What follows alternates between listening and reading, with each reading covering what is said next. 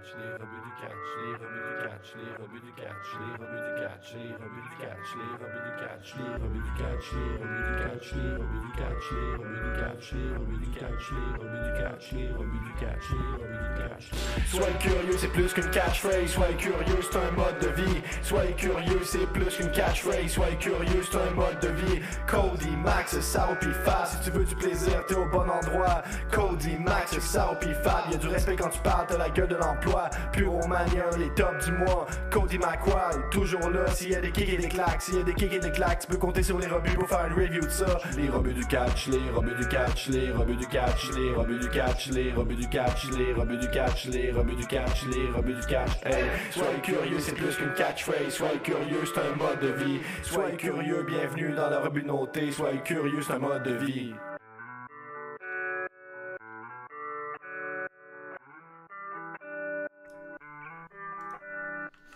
Allez, salut tout le monde et bienvenue dans un tout nouveau podcast sur la chaîne des rebuts du catch. Bienvenue dans une toute nouvelle entrevue. Je suis Cody McRae et aujourd'hui je suis très content de recevoir quelqu'un que j'ai attendu. Voilà, on a eu du mal à se retrouver mais enfin on y arrive et c'est normal, elle est très occupée. C'est bien entendu une catcheuse qu'on a entendu parler d'elle il y a peu du côté de chez NXT UK entre autres mais pas que. On y reviendra bien sûr lors de l'entrevue. C'est Mila Smith qui nous fait le plaisir d'être là. Bienvenue à toi chez les rebuts. Coucou, merci. On arrive enfin à trouver un moment. C'est ça. Bah c'est pas évident parce que bah voilà, malheureusement voilà, malheureusement et heureusement tu travailles beaucoup dans le catch on va dire. Et donc ça fait plaisir et donc du coup tu es très occupé donc c'est pas évident. C'est ça, je suis assez occupée. Là, je suis dans un moment où c'est assez calme cette semaine et puis après ça reprend. Donc je me dis, allez, c'est le moment, jamais. Le week-end dernier, tu étais où? Tu étais en Hongrie, c'est ça? Non, c'était en Autriche. Autriche, pardon, j'ai mal vu. C'est ça, c'était pour la... Avec Anastasia et Alex. La Ring of Europe, c'est ça? C'est ça. C'est ça. Donc c'est leur... Ok, d'accord. Ok, d'accord, très bien. Bon voilà, mais en tout cas, je suis très heureux de te recevoir ce soir. Et pour commencer, comme je le fais tout le temps, je sais pas si tu as déjà regardé une de mes entrevues ou pas, je sais pas. J'aime bien vérifier avec la personne avec qui je reçois si son catch match est bien clean, bien propre, et si y a peut-être des trucs à rectifier ou pas. Donc voilà. Donc on va commencer par ça si tu veux bien. Est-ce que déjà toi tu vas sur catch match? Je me demande si les catcheuses et catcheurs vont sur catch match. Alors, je crois que j'ai déjà vu je crois des fans m'ont tagué dessus sur des posts, des trucs comme ça. Donc, j'ai vu certaines choses, mais après, non, c'est vrai que je me... Parce que c'est une base de données, en fait, où il y a pratiquement tous les catcheurs du monde. Hein. C'est moi sans catch match, je suis un peu mort. Je te l'avoue. D'accord. C'est un peu le Wikipédia du catch en fait, hein, donc ça aide un peu. Mais des fois, c'est pas tout à fait vrai. Donc courant de gimmick, ouais, parce que ça c'est important. Mila Smith, bien entendu. Alors tu me l'as précisé en off, on dit Smith. Et pas Schmidt comme j'ai dit lors de Rix, c'est ça. Non, j'ai dit le prochain qui dit Schmidt, je lui mets une souplesse, je lui mets une German. Donc attention, c'est Mila Smith, voilà. Smith, pas S. Bah Smith, je dis le S. Oui, voilà. Ah Smith, ok. Non mais je vais y arriver. Hein. Les auditeurs des rebuts, ils savent très bien, j'ai des soucis des fois. C'est con pour un commentateur, mais ça arrive. Ça arrive. Travail. Ouais, c'est ça. Donc tu as fait de la lutte, d'après Catch Match, et c'est bien le cas. Oui, c'est bien le cas. Ça fait 12 ans que je fais de la lutte, Ouais, et t'en fais toujours? Plus en compétition? Je m'entraîne. Non, voilà. Non, j'ai arrêté la compétition justement parce que quand je me suis mis vraiment à fond dans le catch, c'était surtout après ma blessure au genou. Donc je me suis pété le genou, je me suis fait des ligaments croisés, opération, tout ça, 1 an de convalescence, donc 1 an hors des rings. Et suite à ça, je me suis dit remonter sur le tapis en compétition, se répéter un truc et perdre du temps sur ma carrière en catch, au final, ça en vaut pas le coup.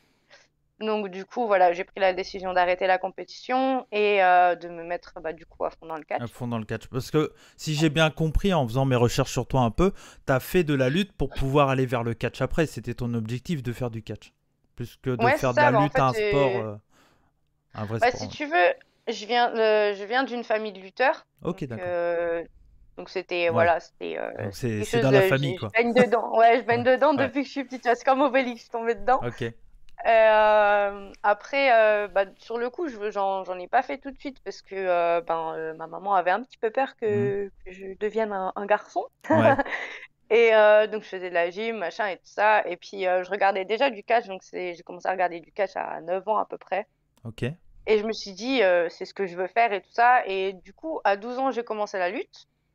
Et bon, après, j'ai fait, voilà, 15 ans, je suis rentrée dans un pôle de haut niveau, machin et Ah tout. ouais. Et au final, en fait, comme je pouvais pas commencer le catch directement, je me suis Ouais, dit, c'est bah, ça. autant faire de la lutte et y aller à fond. Parce que quand je Mhm. commence quelque chose, faut que je fasse de la compète, faut que je fasse, voilà, faut que j'y aille à 100%, sinon je Mhm. le fais pas. Donc, du coup, j'ai fait de la compète, j'ai fait ce que j'avais à faire là-bas et j'ai fait mes titres, mes médailles et tout ça. Et puis Mhm. après, quand le moment était venu, bah, j'ai commencé le catch. Mhm. Et pour toi, c'est une base, c'est important d'avoir une base dans un sport de combat.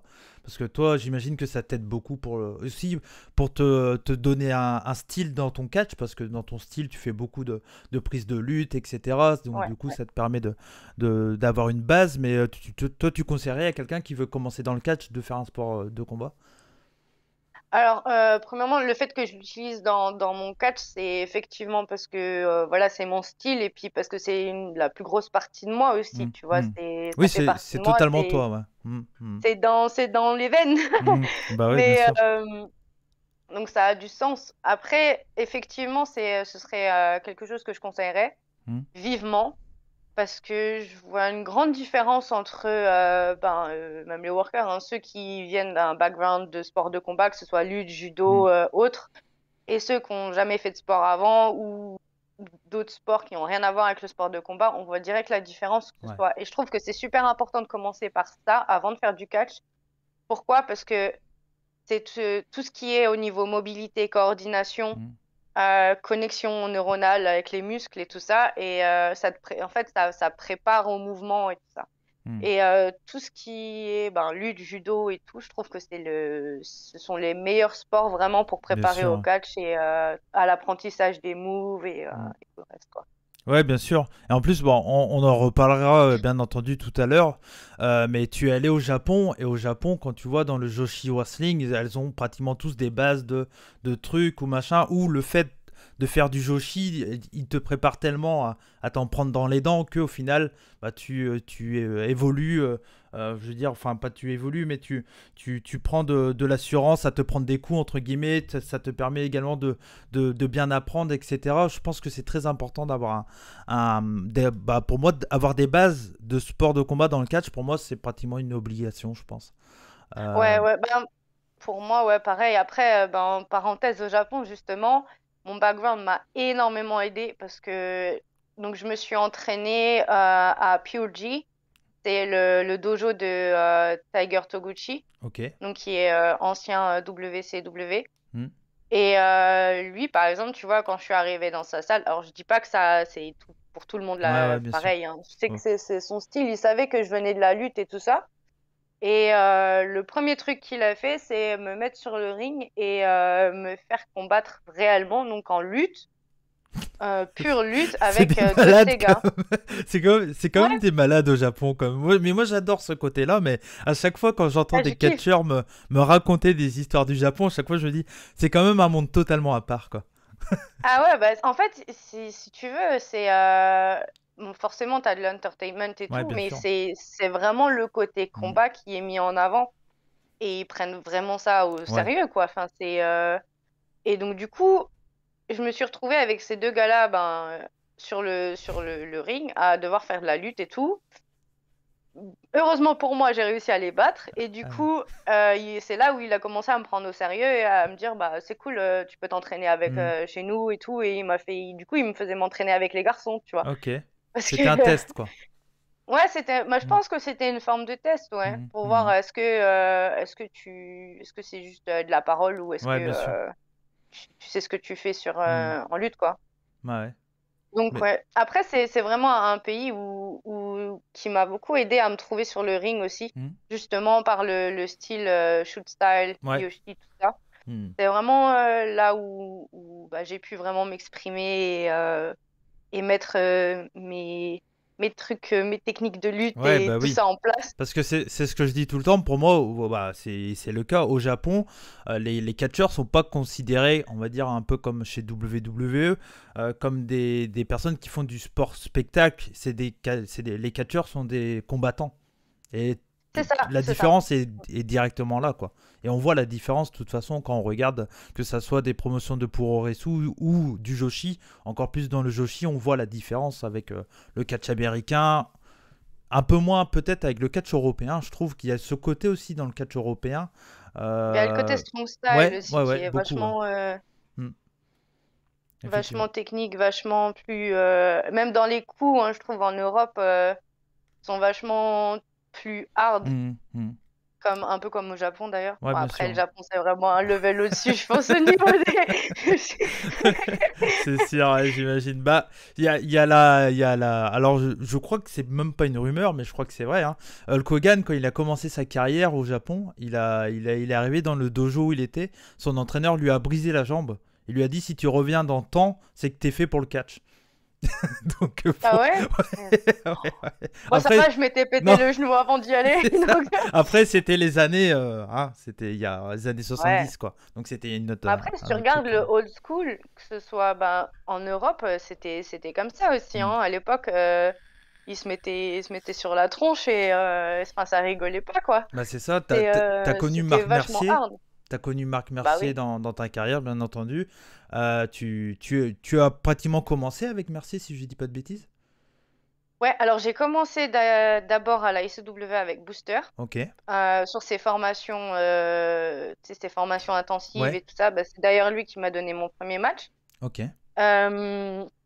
Après, c'est vrai que par la suite, j'avais fait, bah, du coup, ça a commencé quand j'avais fait un stage avec Tom à la FFCP. Et puis, ensuite à ça, Marc a commencé à me booker. Et que des fortes têtes. Hein. Booster, Marc Mercier, Tom Laroufois, c'est que des fortes têtes. C'est ça.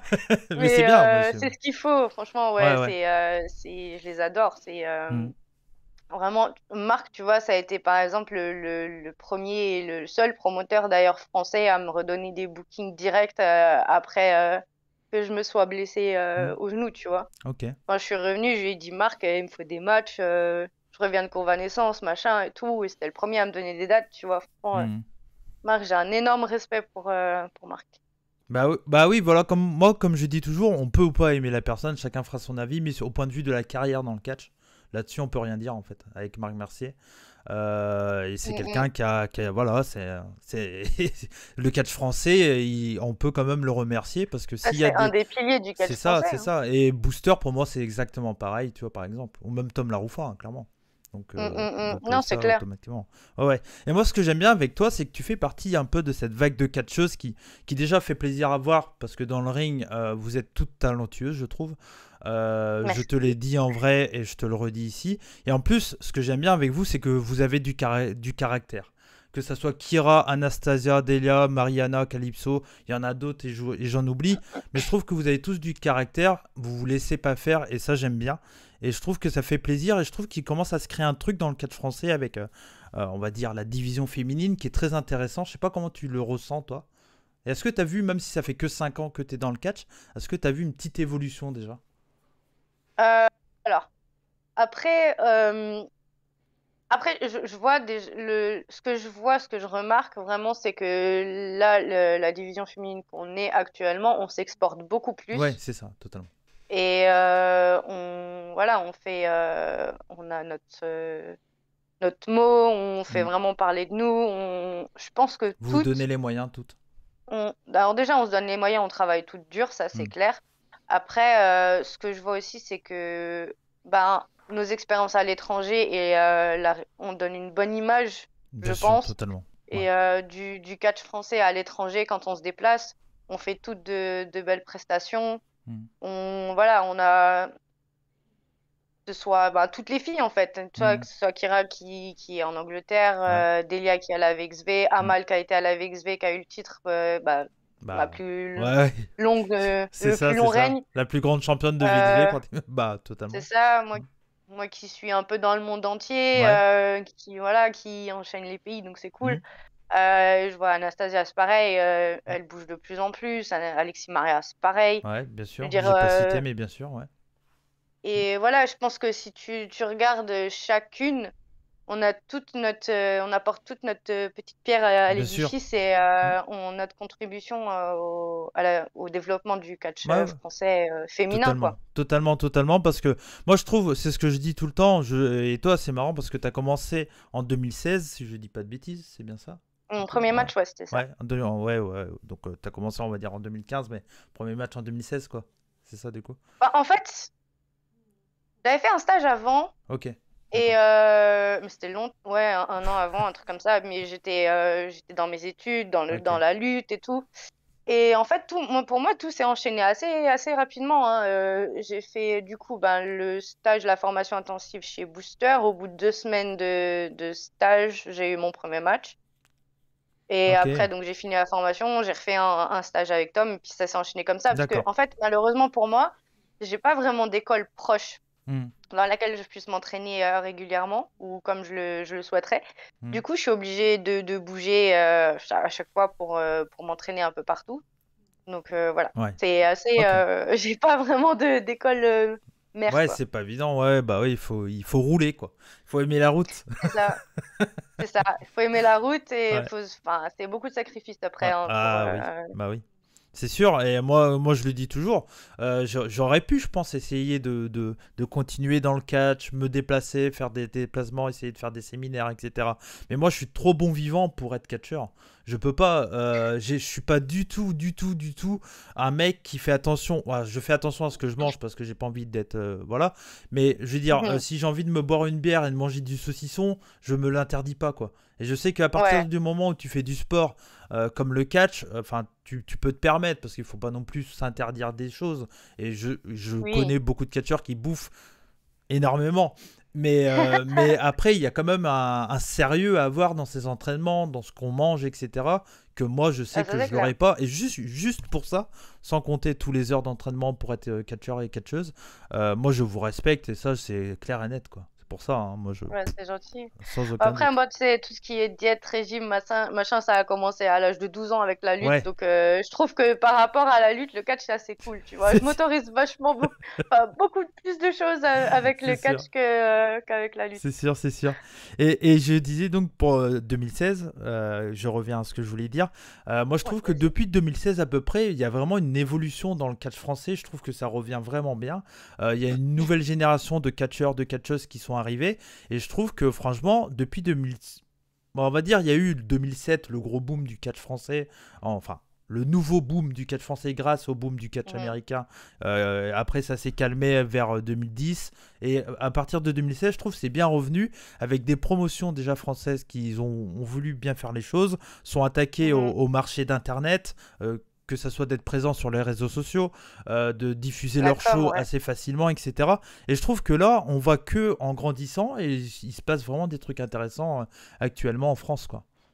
Donc voilà. Écoute, que ce soit déjà pour la division féminine comme on en a parlé, après pour les gars c'est pareil, hein. Si tu vois du côté des mecs, ils s'exportent encore de plus en plus également. Après du côté des promotions, franchement, toutes les promotions actuellement se démènent pour amener un produit de qualité.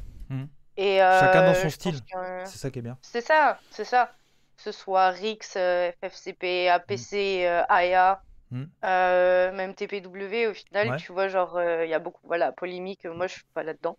Mais en tant qu'école. On parle de la promo, voilà. C'est ça, moi je parle de la promotion en elle-même, de l'école, et je trouve que du coup, toutes les promotions en France se donnent vraiment les moyens pour avancer dans le bon sens. Et voilà, c'est vrai, ils investissent, tu vois, sur les réseaux, de la com, les chaînes YouTube, les machins. Ils se sont tous adaptés à la crise qu'on a connue, malheureusement. Totalement. Et après, tu vois, on a connu une crise, comme on dit malheureusement, mais dans un autre côté, tu vois, ça a permis justement le développement de toutes ces choses sur les réseaux, je pense. Il n'y avait pas ou peu ou beaucoup moins avant.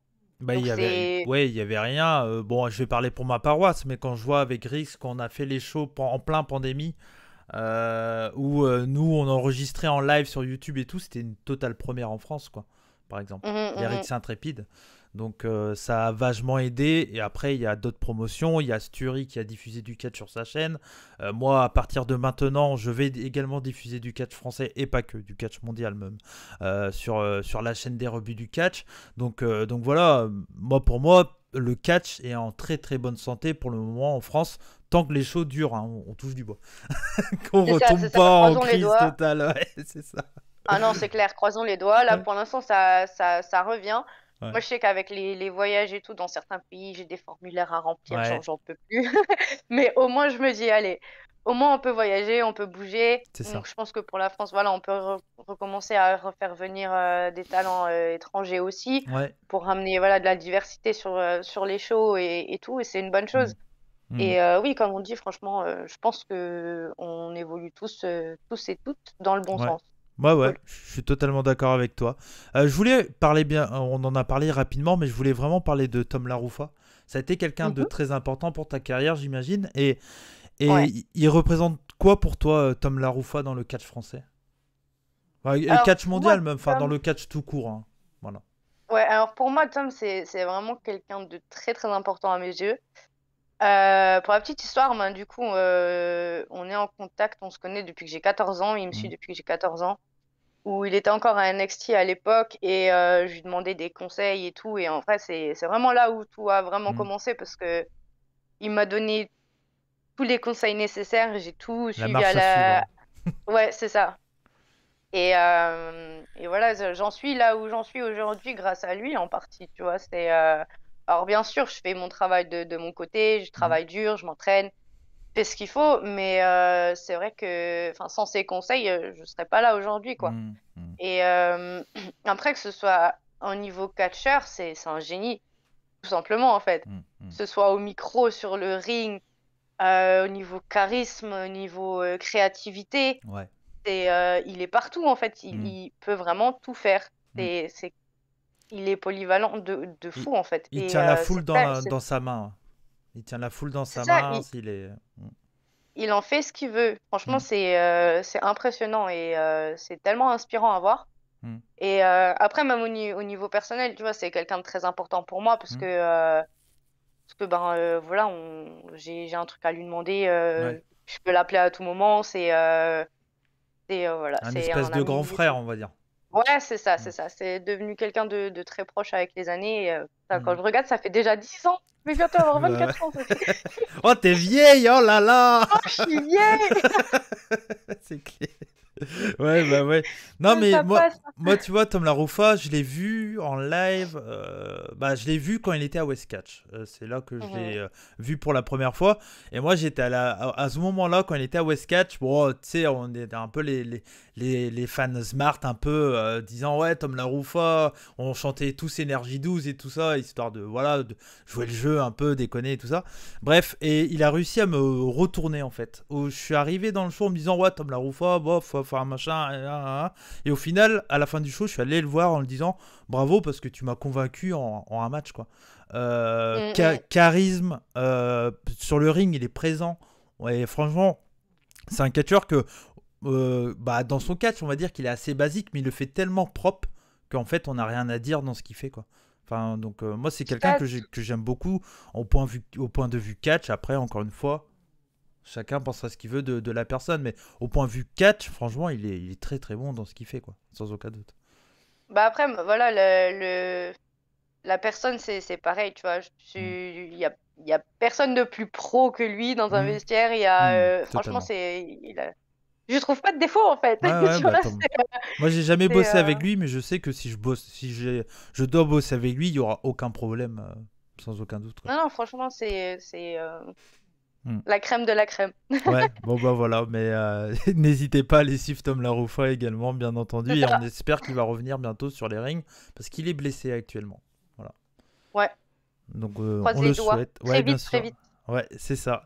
Et un peu comme Delia, que j'ai reçu il y a peu sur la chaîne, tu as fait le tryout WWE en 2018, alors que tu étais très jeune dans le catch, tu avais à peine 2 ans de carrière, on va dire.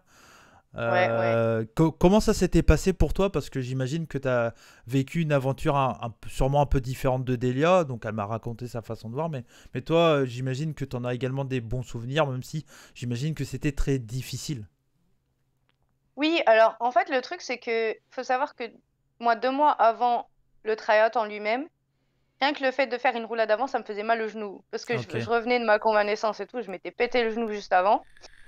Donc je reviens et il y a Célian qui m'envoie le lien du tryout pour voilà, envoyer la candidature et tout. Et je lui dis, mais enfin, ça va pas ou quoi? Enfin, je viens de me péter le genou, je suis en pleine convalescence. Ouais. C'est mort, quoi, ils me prendront pas, tu vois. Mm. Et il me dit, bah, tu serais bien bête, pour rester poli, Mm. de pas le faire parce que t'as rien, t'as rien à perdre, en Ouais, fait. c'est clair. Et je me suis dit, j'en ai parlé à Tom et tout. Il m'a dit la même chose. Je me suis dit, bon, allez, j'envoie le truc. Et donc, un mois avant, je reçois bah, la confirmation. Et Ok. même moi, j'y croyais pas, tu vois. Je me suis dit, mais non, c'est pas possible, tu vois. Genre, et pareil, je crois que j'avais 10 matchs. Parce que, ouais, comme je m'étais pété le genou, j'avais 1 an hors des rings. Donc, ouais, j'avais 10 matchs de Ouais. catch, tu vois. Ouais. Et j'y vais et tout. Et honnêtement, bah, c'était dur, là, tu vois, les 3 jours intenses. Ouais. Bah, le dernier jour, à cause de mon genou, enfin des séquelles de l'opération, j'avais pas pu faire bah, mon match. Ok. Et donc voilà, c'était un peu frustrant. Ouais, c'est ça. Et après, le reste, ça s'était très bien passé. Ils étaient très contents de mon travail. Ok. Bah, c'est pour ça qu'ils Bah m'avaient oui. rappelé du coup pour NXT UK. Mm. Ils étaient contents de mon travail. Ils m'ont dit que voilà, qu'il fallait juste que je continue à avoir de l'expérience et Ouais. à me remettre de ma blessure et qu'ils me redonneraient une opportunité, Mm. qu'ils m'ont redonné. Mm. Et, et voilà, après, franchement, j'en garde de très bons souvenirs. Tu vois, sur le coup, je suis rentrée chez moi, j'étais frustrée Ouais. parce que, ben, à cause de mon genou, de la blessure, machin, j'avais encore mal. À cause du fait bah, que j'avais pas pu faire mon match, à cause du fait Mm. bah, que je rentre chez moi sans rien, sans contrat, sans rien. Ouais, c'est clair. Donc, sur le coup, j'étais assez frustrée. Et tu vois, après, au bout de quelques jours, c'est passé et j'ai juste gardé le positif. Tu Mm. vois, tout ce qui est, tous Les les conseils, tout ça. feedbacks. Mm. Ouais. Mm. Et en fait, je me suis dit, bon, bah voilà.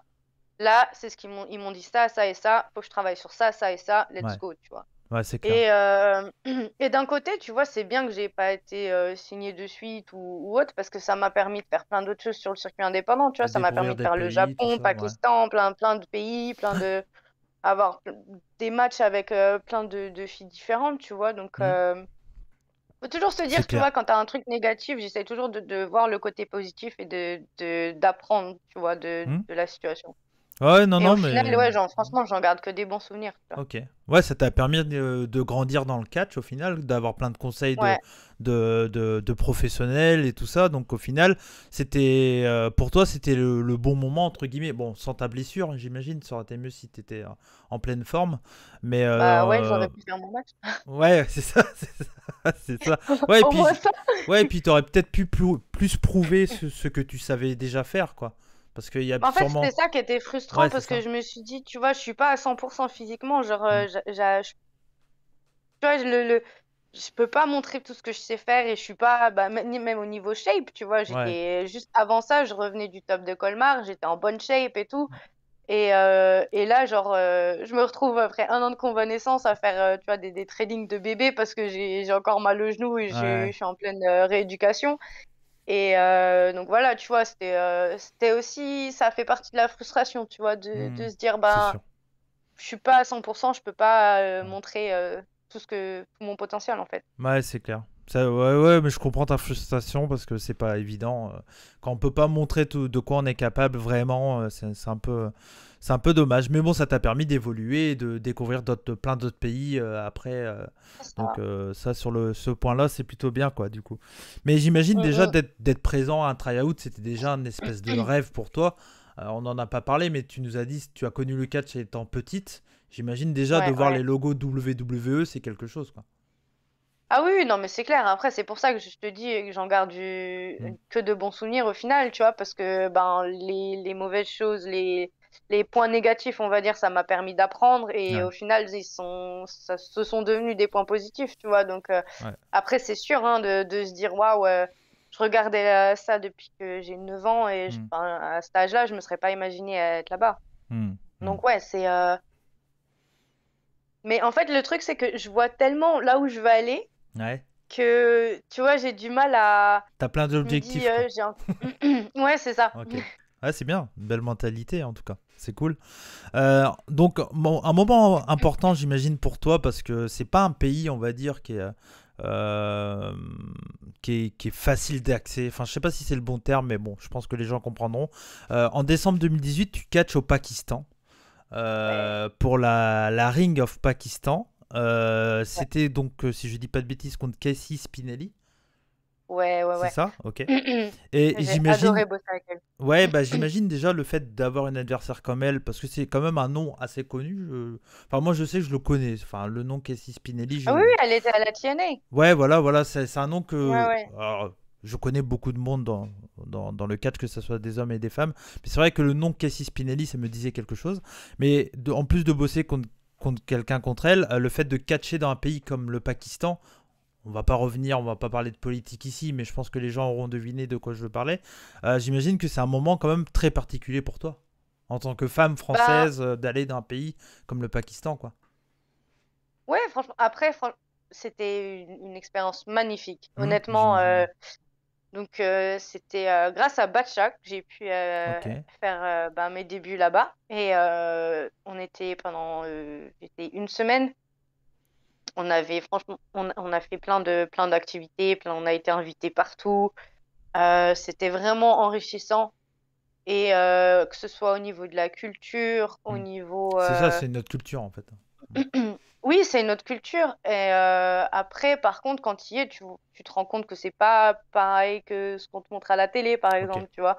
Tu peux t'en faire ta propre opinion. Et ouais. Et moi, c'est important ça pour moi, tu vois. C'est vraiment quelque chose, que ce soit au niveau des personnes ou des pays ou autres. J'aime bien me faire ton propre avis. Ouais, mon propre avis. Donc non, franchement, c'était super expérience. Pareil, j'ai adoré du coup bosser avec Casey Spinelli. Elle a ça fait des années qu'elle catch, elle a une expérience de ouf. Et pareil, j'étais vachement green, tu vois, genre je commençais. Donc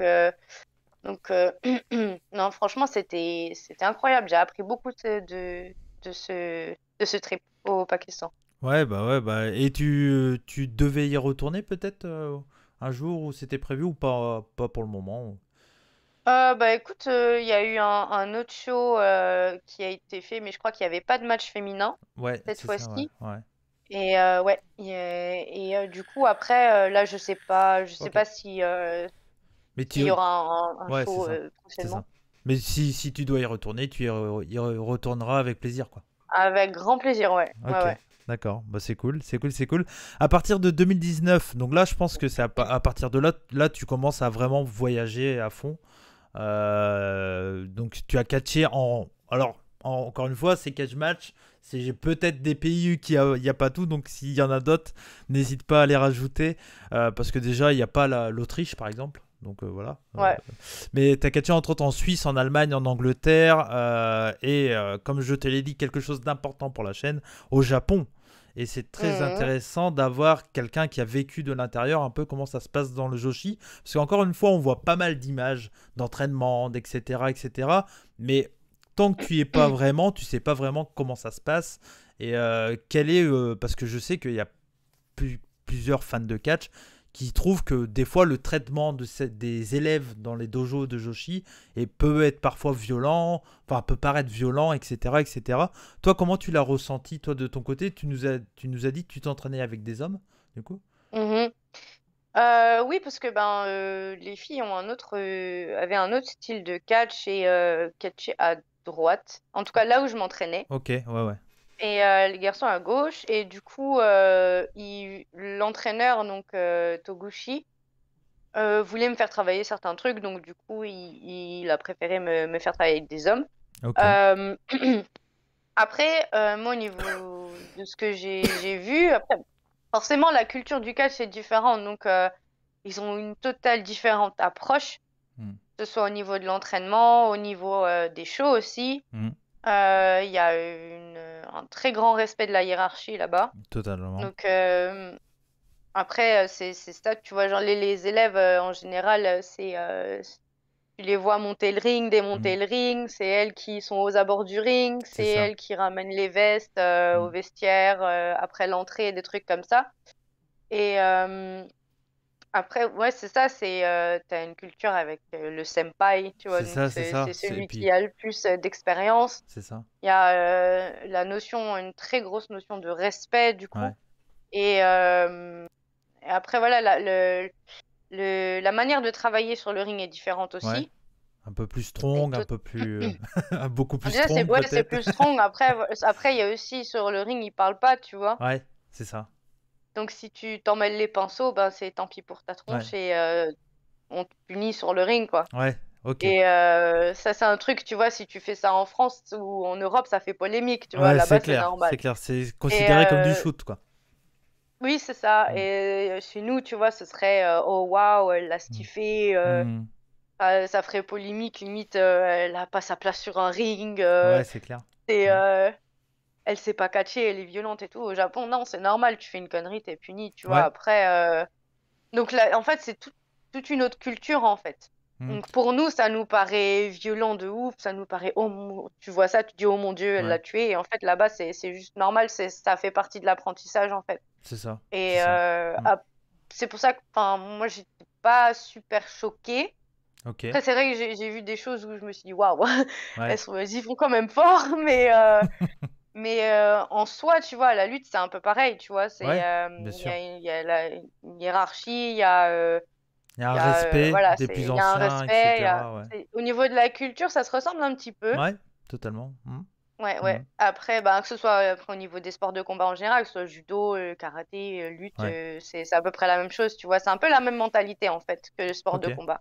Ouais, bah de toute façon, comme je l'ai dit, hein, c'est des combattants dans le Puroresu, dans le Joshi, c'est pas... Alors, ils font du spectacle, bien entendu, il y a quand même le côté spectacle, mais moi, pour regarder beaucoup de Puroresu, clairement, il y a un côté voilà, il y a vraiment ces deux combattants, pour moi, les meilleurs catcheurs au Japon, c'est des mecs qui sont en slip noir, quoi, tu vois, qui n'ont pas vraiment de gimmick, qui ont machin et tout, genre des Shibata, des Minoru Suzuki, des catcheurs comme ça, quoi. Ouais.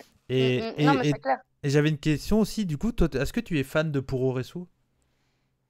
Bah franchement, ouais, j'aime beaucoup regarder dès que j'ai l'occasion des matchs japonais. Ok. Après, surtout depuis mon passage au Japon, puis quand j'étais là-bas, j'aimais bien, tu sais, être derrière le rideau et regarder les autres matchs et tout ça, parce que c'est super intéressant.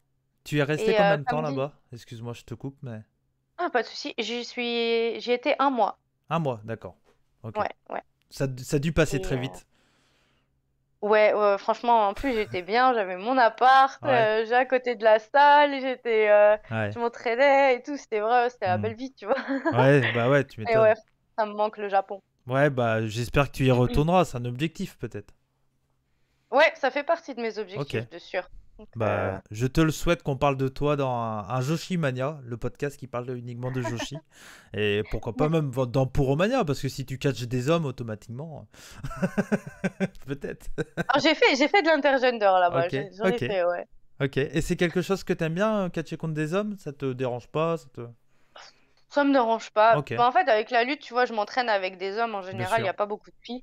Et après, même dans le catch, hein, au final, si tu regardes, on n'est pas beaucoup de filles, hein, donc on s'entraîne toutes avec des hommes au final, tu vois. Donc, après, c'est bien sur le ring parce que ça permet de travailler d'autres choses, ça permet de tester d'autres choses, que ce soit in-ring ou autre. Après, voilà, j'aime bien de temps en temps, ouais. Ouais. Et est-ce qu'il y a... je vais la poser après, cette question, parce que je vois une autre qui reste encore dans le Japon. Tu as catché dans différentes promotions au Japon.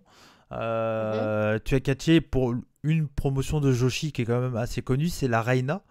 Tu la connaissais avant cette promotion ou pas du tout? Et comment tu es arrivé à aller au Japon? Tiens, ça m'intéresse aussi. Alors... Reina, oui, je connaissais un petit peu avant. Après, je regardais un petit peu le catch japonais en général. J'ai vraiment découvert plus de choses en y étant, du Ouais, coup. bien sûr. Parce qu'il y a beaucoup de choses que, ben, en Europe, si tu regardes pas spécifiquement certaines chaînes ou certains matchs ou autres, ben, il y a plein de choses qui t'échappent. Bien sûr. Et, mais non, je connaissais un petit peu. Pour mon départ au Japon, donc du coup, comment ça s'est passé? C'était un promoteur qui avait mis une annonce qui cherchait des filles européennes sur Facebook. Et il y a eu mon nom qui a été cité plusieurs fois. Et du coup, ben, ce promoteur est venu me parler. Et suite à ça, j'ai envoyé des matchs, des photos promo, expliquer pour mon background et tout ça. Et du coup, il m'a booké, il m'a fait venir au Japon. Bah super. Tu as catché dans une salle, alors ça pour les auditeurs des rebuts du catch, on va dire les auditeurs habitués, ils vont comprendre cette question. Pour ceux qui ne me connaissent pas et qui viennent parce que tu es en entrevue, déjà n'hésitez pas à vous abonner et à liker, ça fait plaisir dans un premier temps. Oui, mettez un pouce. Et on est également disponible en version podcast audio sur Spotify, Apple Podcasts, Deezer, etc. etc. Donc vous pouvez, tu seras sur toutes les plateformes de podcast, Mila. C'est pas mal. Waouh, la classe. C'est pas mal. Tu as catché dans une salle qui est pour moi une salle mythique du catch japonais, le Shinjuku Face. Enfin, moi personnellement, je me dis, pour moi, c'est énorme en fait. Je sais pas si tu as eu cette sensation, parce qu'il y a une ambiance assez particulière. C'est une toute petite salle. Hein. C'est peut-être 350-400 personnes quand il n'y a pas le Covid. Là, actuellement, c'est plus 100-200. Est-ce qu'il y a une ambiance particulière dans cette salle? Parce qu'il y a quand même des shows de deathmatch, il y a plein de styles de catch différents dans cette salle. Il doit avoir une ambiance assez particulière, j'imagine. Ouais, bah après, déjà pour la carte, ce qui m'a pas mal frappé et pas mal surprise, c'est qu'il y ait vraiment de tout dans la carte. Vraiment de tout style. J'ai vu, enfin, sur le show du coup où j'étais. C'était un show freelance que tu as fait ou c'était un show pour une promotion ça, au Shinjuku Face? C'était pour la non, c'était pour la promotion de Kazushi Miyamoto. Ok, d'accord. Et donc c'est là où j'ai fait un intergender avec un triple threat. Ok, d'accord. C'était bien, c'était là. Ok. Et ouais, donc c'est une toute petite salle, donc tu descends, t'as plein d'escaliers, tu descends et tout. T'arrives t'as l'impression que c'est une espèce de cave, là, les vestiaires et tout qui est fermé. C'est assez particulier. Non, c'est vrai, tu m'étonnes, t'arrives au Japon, tu descends dans une espèce de cave, tu dis où je vais. Mais c'est ça, en plus c'était le vestiaire et du coup tu devais continuer dans un couloir et tout, et t'arrivais du coup là où tu faisais tes entrées et tout ça, et dans la salle où il y a le ring. Mais du coup, ça faisait trop bizarre. Tu te dis, il y avait tout qui était fermé. Faut pas être claustro, hein, je peux le dire. Ok. Et au Japon, non, faut pas être claustro, je pense. Au Japon. En général, non, faut pas trop être claustro. Et non, mais franchement, c'était cool. Et le public japonais, c'est. En fait, partout où tu vas, le public est différent et réagit différemment. Dans certaines salles, tu vois, t'as les gens, par exemple, à Reina, les gens, ils applaudissaient quand tu voyais des beaux moves ou autres, ou ils réagissaient pendant les entrées et trucs comme ça. Mais après, pendant le match, il y avait pas forcément de chants, de choses comme tu pourrais voir en Europe, tu vois. Ah, ça y a pas. Au maximum, t'as des oh. Voilà. C'est ça. Donc, quand t'es pas habitué, au début, ça fait bizarre. Tu te dis, punaise, je perds la foule, qu'est-ce qui se passe? C'est ça. Et au final, non, c'est comme ça qu'ils réagissent, quoi. C'est leur manière d'apprécier le show et de le montrer. Et par contre, tu vois, t'as d'autres endroits où t'as plus de réactions, un petit peu comme en Europe, tu vois, sans forcément rentrer dans les chants, des trucs comme ça, mais ils sont plus vocaux, tu vois. Et après, peut-être que c'est aussi le fait que ce soit tout petit, où du coup, ça fait de suite, tu vois, t'as plus d'écho ou des trucs comme ça. Ouais, bien sûr. Mais après, non, franchement, dans chaque salle où j'étais, je trouvais qu'il y avait une ambiance particulière. Tu sais, tu sens le petit truc du Japon, quoi. Ouais, bien sûr, bien sûr. Est-ce que tu as eu le temps d'aller voir, parce que je crois pas que tu y as catché, au Korakuen Hall, qui est l'une des salles mythiques. Pour le coup, je te le souhaite vraiment, si un jour tu y catches, essaye de penser un tout petit peu à moi, tu diras, Cody doit être... Mais franchement, j'y pense. Le Korakuen, c'est une salle incroyable. C'est ça, Tokyo Dome, Korakuen Hall. c'est vraiment des salles de Budokan, enfin voilà. Ouais, c'est ça, c'est... dis waouh. Ouais, Tu y es, t'as déjà la pression, tu vois, avant même qu'il y ait des gens dedans, tu dis waouh, c'est un truc de fou. Et t'as des étoiles dans les yeux et tout. Ouais.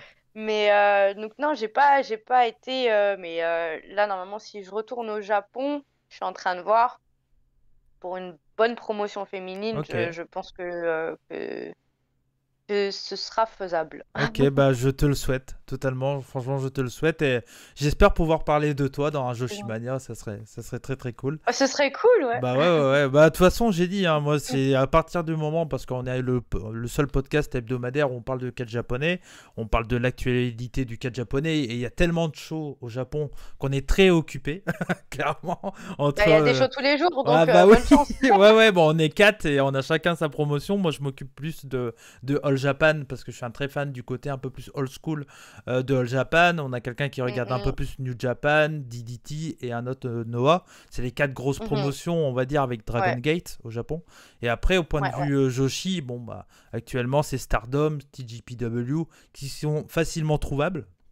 Donc ça Sendai aussi. Et ouais, là, en fait, il y a Sendai, bien entendu, mais Sendai, ils n'ont pas un network où c'est difficile d'accès pour nous en France, quoi. On peut trouver sur Nico Pro, c'est un network japonais un peu avec plein de promotions, tout ça. Mais c'est vrai que c'est pas évident à trouver quand tu es en France.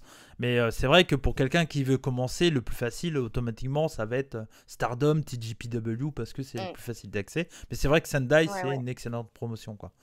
Du peu que j'ai vu, Sendai, Gato Move Pro, également, j'ai oublié la promotion qui est en bleu, plus du côté bleu, aïe, les noms de promotion Joshi, bref, certains auront reconnu de qui je veux parler. Mais en tout cas, voilà, il y a beaucoup de promotions, et encore, c'est que les promotions diffusées, il y a tellement de catch tout le temps au Japon. Au final, non mais c'est un truc de fou. Là tu vois, dans la petite salle où on parlait, il y avait genre 3-4 shows le même jour. Ouais. Et on s'enchaînait, tu vois. Donc une fois qu'on avait fini notre show, fallait vite se changer et tout et repartir, tu vois. Moi j'étais dans la dernière session, donc j'ai eu de la chance, j'ai eu le temps de rester, de prendre des photos, de faire tout ce qu'on avait à faire. Mais quand t'es entre les deux, quand t'es entre deux shows, tu te changes, tu fais ton match, tu te rechanges, tu repars, quoi. C'est assez rapide, quoi. Ouais, c'est clair. Bah, là, il y a peu de temps, je regardais un show de All Japan. Et dans le show de All Japan était à 11h du matin. Et le soir à 17h, il y avait New Japan dans la même salle, quoi. Et donc, ouais, c'est ça. Ouais, ça va très vite. En fait. Ah là, j'ai retrouvé, c'est la Ice Ribbon que je voulais dire. Ah oui. Voilà, oui, c'est une très bonne, très bonne promotion aussi. Ouais, effectivement, qui fait un peu de deathmatch en plus. Pas pour me déplaire. Donc voilà. Du deathmatch féminin, moi, ça me déplaît pas. Hein. C'est très bien. Non, mais... Elles font de tout. Elles sont partout. C'est le style hardcore, tout ça, c'est pas un truc qui t'intéresse. Toi, t'es plus dans le côté, on va dire, limite du shoot style. Ça t'intéresserait plus? Ouais, moi je suis plus là-dedans. Okay. Après, maintenant, c'est un truc à tester, hein, pourquoi pas. J'ai jamais vraiment fait. J'ai bossé avec Lou Dark. Seitan, c'est une queen du hardcore au Mexique. Okay. Et on avait bossé ensemble en Espagne pour la lucha extrema. Okay. Et donc, il y avait plein de gars de la CMLL et tout. C'était vachement cool. Et mais ouais, donc elle a des cicatrices partout sur le front, là. C'est un truc de fou. Et je me dis, oulala. C'est ça.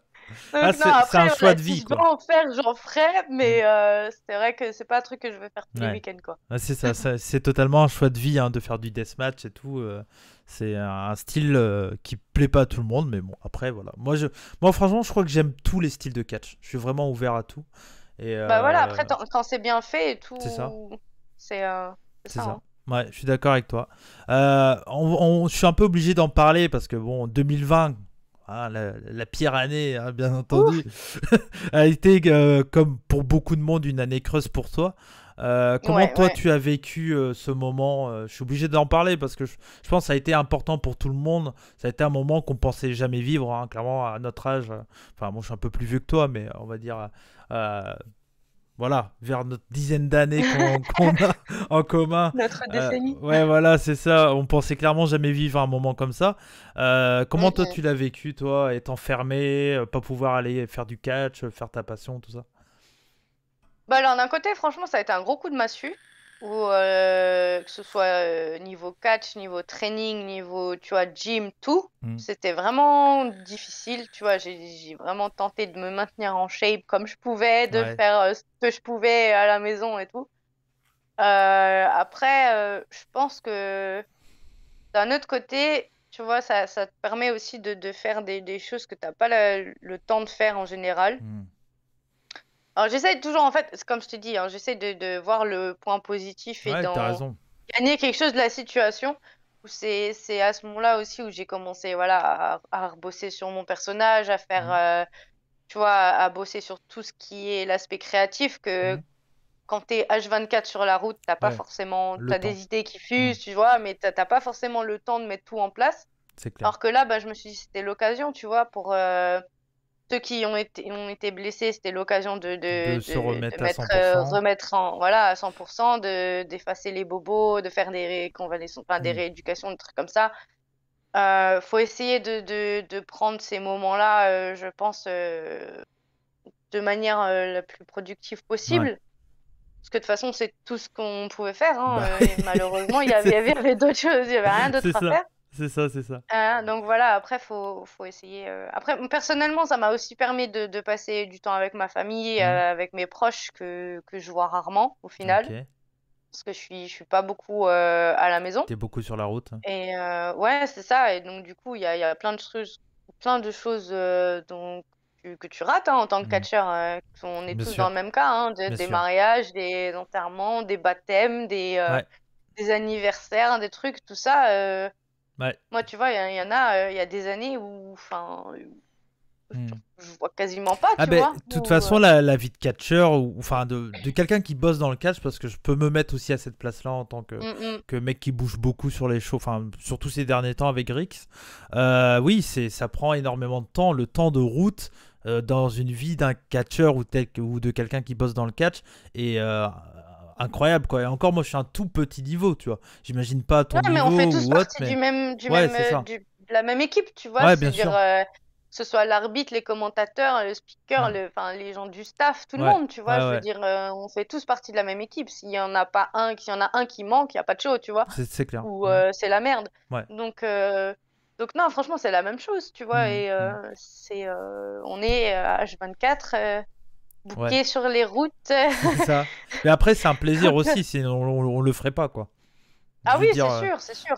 Maintenant, c'est juste quelque chose qu'il faut savoir, je pense, quand tu commences, c'est quelque chose auquel il faut te préparer. Parce que si, tu vois, il y en a où, qui ça arrive, tu vois, où tu commences à t'entraîner, tu commences à avoir des matchs, et puis t'en as qui te disent, ah ouais, mais là, je peux pas venir au show, c'est l'anniversaire de ma mère, et là, machin.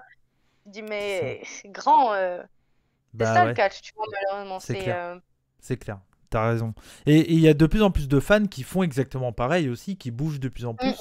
Ça, c'est... Comment tu le ressens, ça, des fois, si t'es sur des shows, je sais pas, peut-être à l'étranger, ça a dû déjà t'arriver de voir des fans français, etc. Ça doit être assez particulier, comme de se dire, ah bah, tiens, il a fait le déplacement pour peut-être venir me voir ou autre, quoi.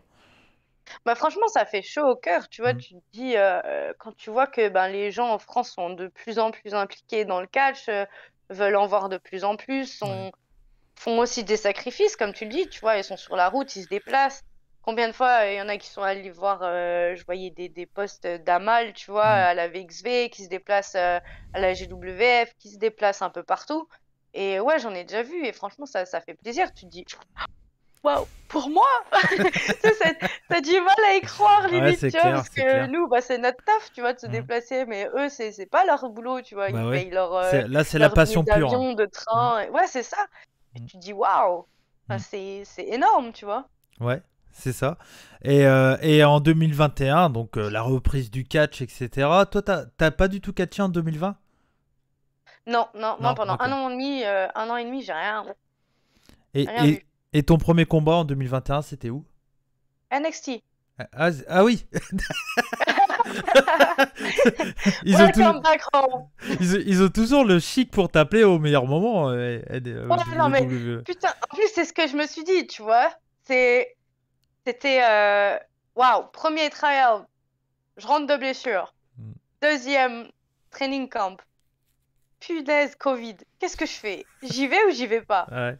Je dis, bah, je dois y aller parce que, tu vois, l'opportunité, peut-être qu'elle se représentera pas et je vais donner mon max, tu vois.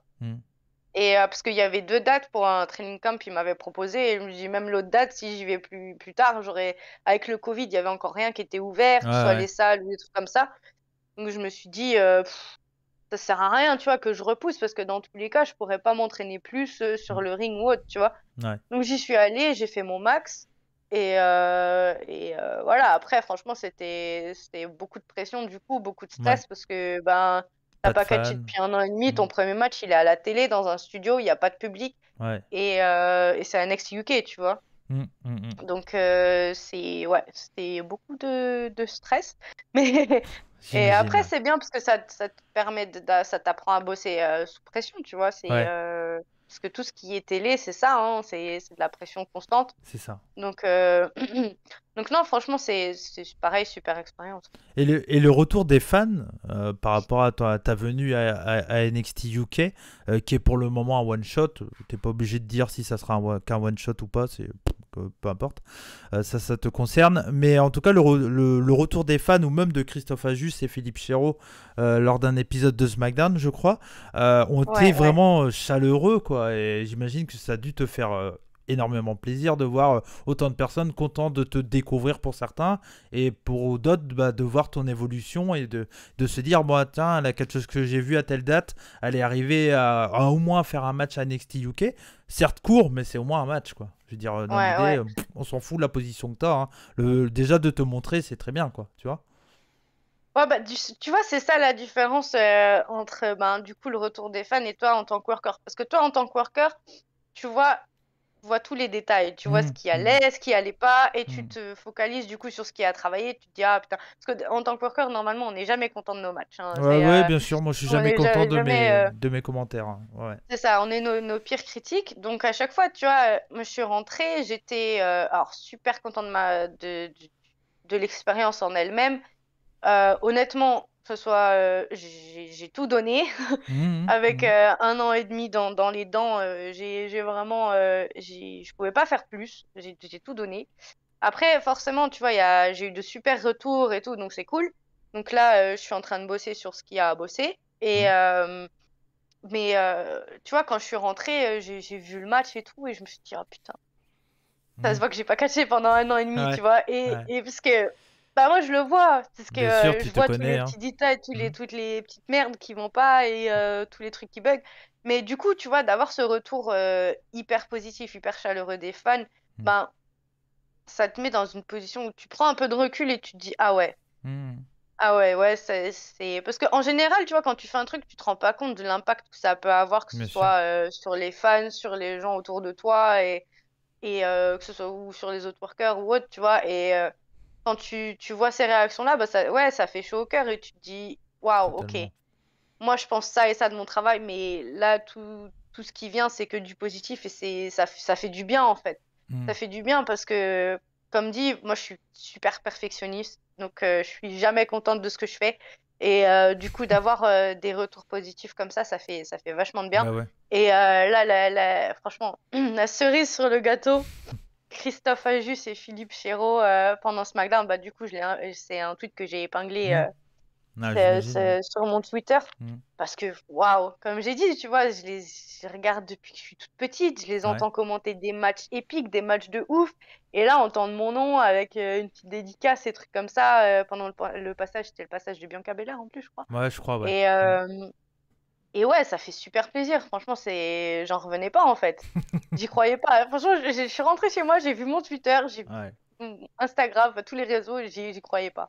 Je m'attendais pas à ce que ça ait autant d'impact en fait sur les ouais, fans. mais parce que les fans français, on va dire, qui sont les fans WWE, parce que encore une fois, je fais une différence entre un fan WWE qui est autant un fan de catch qu'un autre, mais on va dire que être fan de catch WWE, tu regardes pas le catch pour le même truc en fait, qu'un fan comme moi qui va regarder du catch de partout dans le monde, etc., etc. Et surtout un mec comme moi qui connaît également ce qui se passe un peu ce qui se passe dans les backstage. Donc automatiquement, j'ai pas les mêmes attentes. À la différence de certains fans, c'est que quand je regarde WWE, je sais déjà à quoi m'attendre. Certains vont attendre de voir Kazuchika Okada contre Kenny Omega à SmackDown, ça se fera pas parce que c'est pas l'objectif du truc et ça sert à rien de toute façon. Mais pour les fans WWE qui regardent chaque semaine Christophe Ajus et Philippe Chéreau, de savoir qu'il y a une française dans leur promotion qu'ils aiment et qui regardent depuis gamin, bah, ils sont hyper heureux et c'est comme si c'était eux qui étaient dans cette promotion, quoi.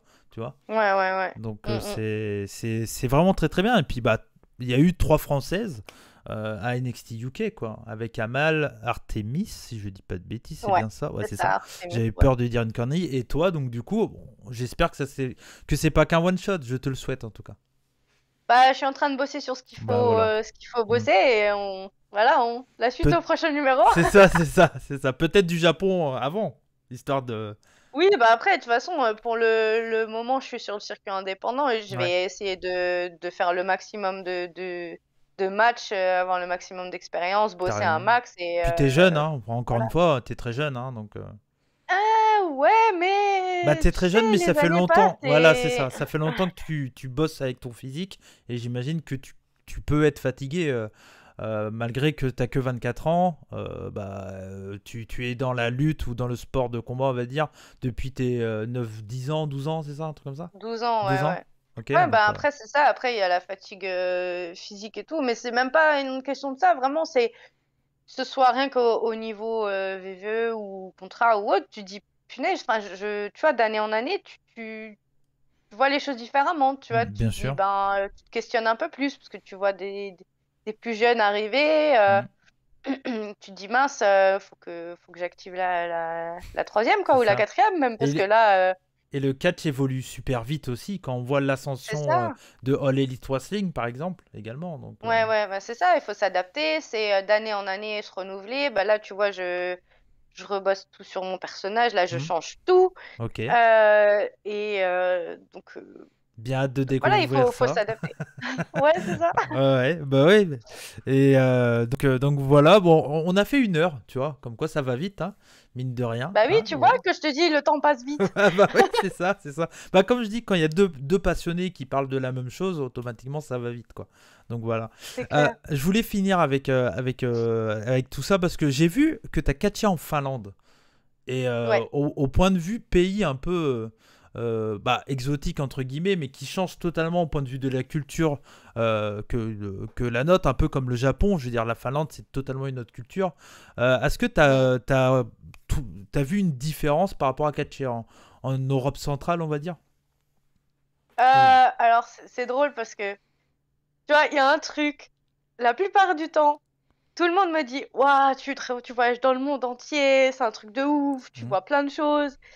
Alors, je vais vous dire un truc, et ça, je pense qu'il y a plein de workers qui vous diront la même chose. La plupart du temps, quand on voyage, on voit la chambre d'hôtel et le ring. C'est pour ça que je vais pas te parler de. Il y a pas beaucoup de temps pour. Alors, des fois, on a le temps, tu vois, comme au Pakistan, au Japon, où quand tu restes un peu plus longtemps, tu as le temps d'aller visiter, de faire plein de trucs. Bah là, d'ailleurs, j'ai été annoncée aussi pour Israël, donc je resterai plusieurs jours là-bas, donc je pense que j'aurai le temps de voir un peu. Mais tu vois, la Finlande, par exemple, je crois que c'était 3 jours. Bah là, je te parle surtout au point de vue de l'ambiance dans la salle. Est-ce que tu as senti, je sais pas, la rigueur du Nord ou je sais pas? Ouais, non, après, c'était compliqué parce qu'on était en plein Covid, enfin, en fait, c'était le dernier show avant qu'ils refassent un lockdown.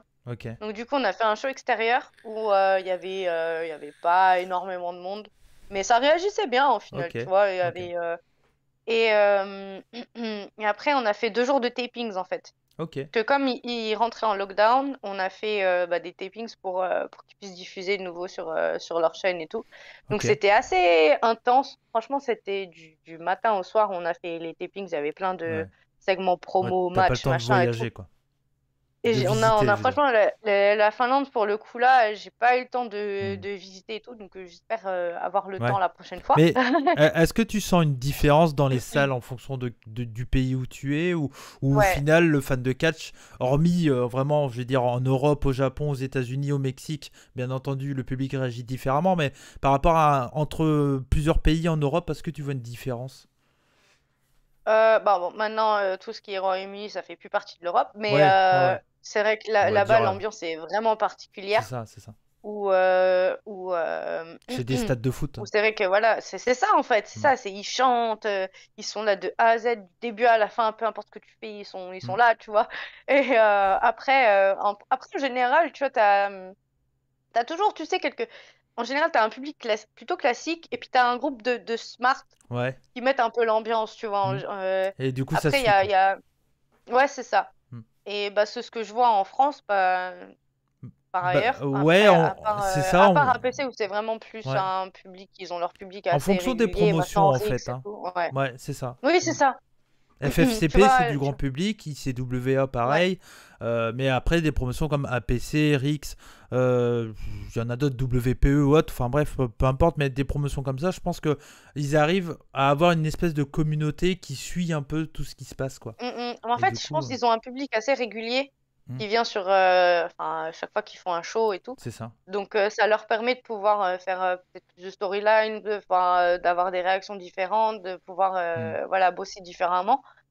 Après, en général, bon, ça réagit bien en Europe, hein, c'est cool. Moi je trouve, là, pour avoir fait Rix il y a une semaine, le week-end dernier, l'ambiance était très très cool. Enfin, moi je suis très très heureux de bosser pour X. T'as pu voir un peu comment ça se passait du côté de TRX et tout. Il y a une très très bonne ambiance. En plus, t'as participé au show où il y avait Sturi qui était là aussi. Donc je sais pas si tu l'avais déjà rencontré ou pas, mais ça permettait. Oui, ça fait longtemps, tu le connaissais, ok, bien sûr. Non, mais voilà, mais c'est une ambiance un peu que moi j'aime beaucoup chez X. Il y a un côté troupe un peu, parce que mine de rien, c'est un show tous les mois, voire plus pour X. On est la promotion en France, je pense, qui a le plus de shows. Et on a un côté troupe un peu, et on revient un peu aux origines de ce qui est le catch, le fait d'avoir une troupe de personnes qui se revoient à chaque fois et tout. On voyage pas encore ensemble, on n'a pas encore de tourbus, mais peut-être qu'un jour ça sera le cas, tu vois. Bah ouais.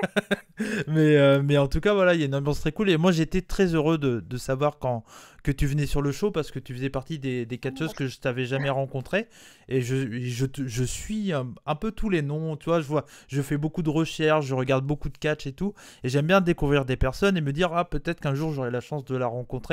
Et quand j'ai vu que tu étais sur le show, en plus je me suis dit, contre Calypso, même si elle a pas non plus une grande expérience, c'est une catcheuse qui a beaucoup de potentiel aussi, et je me suis dit que ça devrait rouler. Effectivement, ça avait roulé. Alors encore une fois, il y a des petits détails, etc., etc.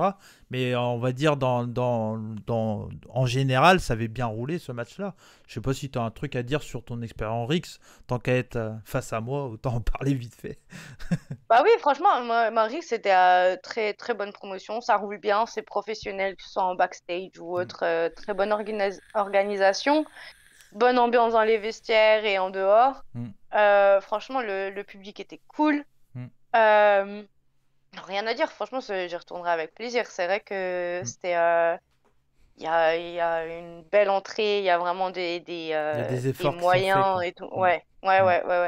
Et ça fait plaisir quand tu vois des promotions comme ça, tu vois. Quand je vois, à l'époque, vraiment, quand j'ai commencé, il y avait vraiment, je veux dire, que Marc, tu vois, qui avait des écrans avec des titantrons, des musiques, des fumigènes, des trucs comme ça. Il y a sûrement Flash Gordon aussi qui a beaucoup fait ce côté-là, spectacle, etc. Avec la Racing Après, j'ai jamais vu personnellement la VS. Donc je peux pas. Je te parle juste de ce que je connais. Après, si tu veux, je connais la VS de nom, machin et tout, mais j'ai jamais été, donc je ne me permets pas de dire des choses. De parler, voilà. C'est ça. Et mais non, franchement, à l'époque de ce que je voyais, il y avait que Marc qui faisait ça, et maintenant je vois que ça se démocratise. C'est vraiment un peu tout le monde, et tout le monde met les moyens dans les entrées, dans la com, dans tout ce qu'il y a autour. Un vrai graphiste, etc. Ouais. Ça aussi, ça a beaucoup évolué. Et franchement, ça fait plaisir, tu vois, que ce soit en tant que worker, quand on suit sur un show, ou même chez moi, quand je vois ce qui se passe sur les réseaux, franchement, c'est cool, tu vois, ça fait vraiment plaisir de voir comment les choses évoluent, en fait, dans son pays. C'est ça. Pour terminer, où c'est qu'on va pouvoir te voir très bientôt, Mila? Là, je vais passer mes prochaines semaines en Angleterre, à Manchester. Je vais faire du coup, après, un truc que je peux pas annoncer encore, parce que ça n'a pas été annoncé sur les réseaux, mais ce sera en Angleterre. J'ai des shows avec Marty Jones. Je vais m'entraîner au Squared Circle Academy. J'ai un séminaire de prévu avec Tucker et 2 jours de séminaire prévu avec Tom Laroufa. Et ouais, comme mon mentor. Ça fait longtemps que tu l'as pas vu? Ouais, franchement, ça fait un moment qu'on s'est pas vu avec tout ça, là, et le Covid, machin et tout. Et donc, ouais, ça fait plaisir. Et voilà, il y aura d'autres Français sur les shows. Bon, Et je ferai mes débuts dans une autre promotion féminine. D'accord. Et après, le 18 décembre, je serai en Allemagne. Et voilà. Après, c'est Noël et Nouvel An. Israël et tout ça en 2022. Ouais, c'est ça. Après, c'est ça. Là, je prends les bookings pour 2022. Ok, bah, je te souhaite vraiment plein de bonheur dans ta carrière, qu'elle continue aussi bien, clairement, que ce qu'elle est partie. Et franchement, c'était un vrai plaisir d'avoir discuté avec toi pendant à peu près 1 heure. Un grand merci à toi. Tout plaisir était pour moi. Bah ouais, bah tant mieux. Si ça t'a plu, tant mieux. Et voilà, on a eu du mal à se capter, mais on l'a fait. Voilà. On l'a fait, c'est bon. Ça c'est fait. On y est arrivé. On a réussi. Maintenant, je te laisse tranquille, c'est bon. Non, tu me laisses repartir en Angleterre, c'est bon? Ouais, c'est bon, il n'y a pas de souci. Mais en tout cas, c'est un plaisir et j'espère te recroiser très bientôt sur un show de catch. On sait jamais. Hein, avec plaisir. Rix ou Hot, on verra. Hein, on sait jamais. Bah oui. Et puis en tout cas voilà, mais c'est un vrai plaisir. Si tu as de la publicité, je sais pas, pour tes réseaux sociaux, tout ça, tous les liens seront dans la description. Mais si quelqu'un veut te suivre, bah voilà, n'hésitez pas à aller te suivre sur Instagram. T'es sur quoi? T'es sur Twitter? Ouais, Instagram et Twitter, c'est les réseaux sur lesquels je suis le plus souvent. Ok, donc voilà, bah surtout n'hésitez pas à aller suivre Mila Smith. Non. Yes, ouais, si c'est bon. J'ai eu j'ai eu peur. Je dis, est-ce que je vais réussir, même pour la fin? Ouais, voilà, bah oui. C'est mon métier quand même de parler derrière un micro, donc je sais calmer. Non, mais en tout cas, c'était un vrai plaisir de t'avoir, Mila, et un grand merci pour le temps que tu as pris. Et puis voilà. En tout cas, merci à vous de nous avoir suivis. Est-ce que tu connais le mot de la fin des rebuts du catch? Non. Éclaire-moi. En fait, c'est tout simplement soyez curieux. C'est un peu ma gimmick, ma catchphrase. Ah oui, j'ai vu des hashtags. Oui, c'est ça. C'est ma gimmick, ma catchphrase depuis le début de la chaîne, parce que sur la chaîne des rebuts du catch, on parle de tous les styles de catch. Je dis à mes auditeurs d'être curieux, de s'intéresser aux nouveaux catcheurs, aux anciens, etc., etc. Donc voilà. Donc c'est soyez curieux. Et donc je fais mon petit discours de fin. Et quand je dis et surtout n'oubliez pas. L'invité dit soyez curieux, c'est le mot de la fin et tout ça. Donc voilà.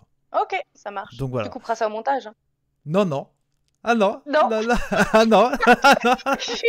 Ah non. Ah, t'en fais pas, il n'y a aucun... attends. Ah si, il n'y a que Stan Corey qui m'a dit qu'il connaissait. Mais sinon, pour le moment, tous les entrevues que j'ai eues, personne m'a dit que je connaissais. Donc t'en fais pas, t'es pas la seule. Si ça peut te rassurer.